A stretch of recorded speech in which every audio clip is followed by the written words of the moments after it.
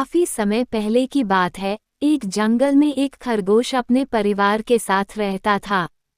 खरगोश अपने परिवार के साथ जंगल के जिस इलाके में रहता था, वहां आसपास बड़े व खतरनाक जानवरों की काफी अधिक संख्या थी।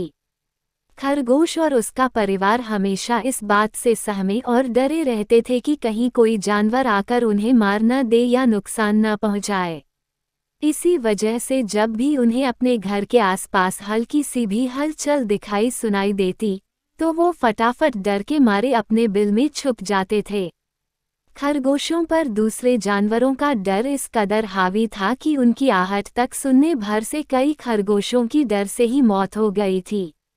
रोज रोज इस डर को सामने देखकर वो खरगोश बेहद परेशान रहने लगा था। इसी बीच एक दिन घोड़ों का दल उनके घर के पास से गुजरा और घोड़ों की आवाज सुनकर सभी सहम गए। वो सभी हमेशा की तरह अपने बिल में जाकर छुप गए और डर के मारे पूरा दिन कोई भी खरगोश बिल से बाहर नहीं निकला। यहाँ तक कि खाने की तलाश में भी कोई बाहर नहीं गया। खरगोशों और अपने परिवार को इस हालत में देखकर वो खरगोश बहुत दुखी था। उसने भगवान से शिकायत कर उन्हें कोसते हुए कहा कि हे भगवान, आपने हमें इतना कमज़ोर क्यों बनाया है? इस तरह सहम और डर कर जीने का आखिर क्या फ़ायदा? हमें हर दिन अपनी जान का खतरा और डर बना रहता है। इसलिए सभी खरगोशों ने मिलकर एक दुखद फैसला किया कि हर समय डर डर कर और यूं बिल में छुप कर रहने से तो अच्छा होगा कि हम सब मिलकर अपनी जान ही दे देते हैं। ऐसे डरकर जीने से तो बेहतर होगा कि हम एक साथ अपना जीवन त्याग दें। बस यही फैसला करके सभी खरगोश इकट्ठे हुए और आत्महत्या करने के लिए नदी की ओर निकल गए। अब खरगोश और उसका पूरा परिवार नदी के पास पहुंच चुके थे। उसी नदी के पास बहुत सारे चूहों के बिल थे। जैसे ही चूहों ने खरगोशों को नदी की ओर आते देखा तो वो सभी डर गए और इधर उधर भागने लगे। कुछ चूहे बिल में घुस गए तो कुछ ने तो डर के मारे नदी में ही छलांग लगा दी और उनकी मौत हो गई। इसी वजह से चारों ओर अफरा तफरी का माहौल बन चुका था। चूहों को खुद से यूं डरते हुए देखकर खरगोश और उसका परिवार हैरान हो गया था।